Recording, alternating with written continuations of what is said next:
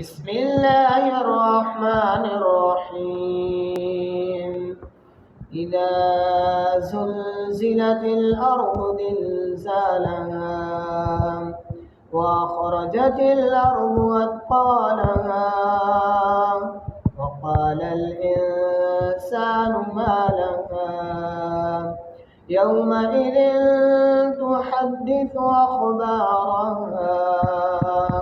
بأن ربك أوحى لها يومئذ يصدر الناس أشتاتا ليروا أعمالهم فمن يعمل مثقال ذرة خيرا يره ومن